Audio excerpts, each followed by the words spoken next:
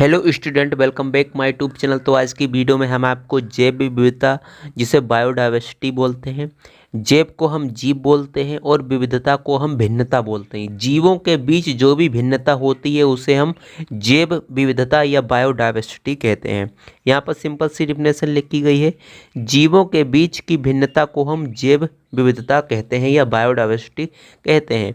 इसकी एक दूसरी सी डिफिनेशन है, वो भी आपको याद होना चाहिए कि एक ही स्थान पर पाए जाने वाले जो भी जीव होते हैं, अलग अलग प्रकार के या विभिन्न प्रकार के जीवों की प्रजातियां जो होती हैं उन्हें हम जैव विविधता कहते हैं। यानी कि एक ही स्थान पर कहने का मतलब पृथ्वी पर पाए जाने वाले जो अलग अलग प्रकार के जीव होते हैं, उनकी जो जातियां होती हैं उन्हें हम जैव विविधता बोलते हैं।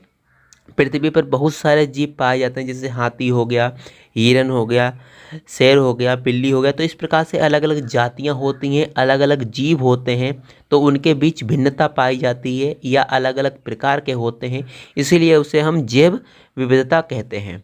अब हम जैव विविधता या बायोडाइवर्सिटी का क्या महत्व होता है उसको देख लेते हैं। देखिए, ये पारिस्थितिकी तंत्र यानी कि इकोसिस्टम का संतुलन बनाए रखता है।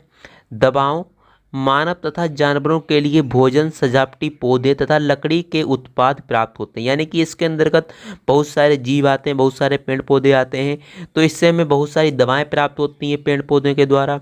मानव तथा जानवरों के लिए भोजन प्राप्त होता है, सजावटी पौधे प्राप्त होते हैं, लकड़ी के उत्पाद जैसे कुर्सी मेज लकड़ी से ही हम बनाते हैं, लकड़ी के ही उत्पाद होते हैं, तो वो भी हमें प्राप्त होते हैं। कुछ सामाजिक लाभ जैसे मनोरंजन, शिक्षा, धन आदि जैव विविधता से प्राप्त हो जाता है। तो इस प्रकार से जैव विविधता का महत्व हो जाता है।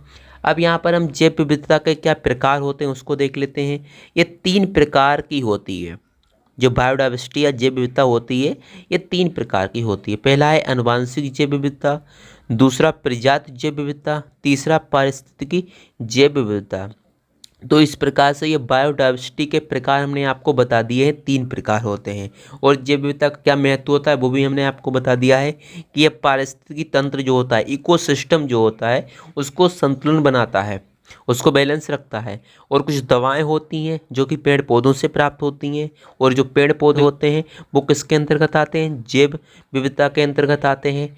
और मानव तथा जानवरों के लिए भोजन भी प्राप्त होता है, सजावटी पौधे भी जैव विविधता से प्राप्त होते हैं, लकड़ी के उत्पाद होते हैं वो भी बायोडाइवर्सिटी से प्राप्त होते हैं। तो इस प्रकार से ये बायोडाइवर्सिटी का महत्व हो गया है। तो हमने आपको बायोडाइवर्सिटी के बारे में डिटेल से समझा दिया है कि बायोडाइवर्सिटी क्या होता है।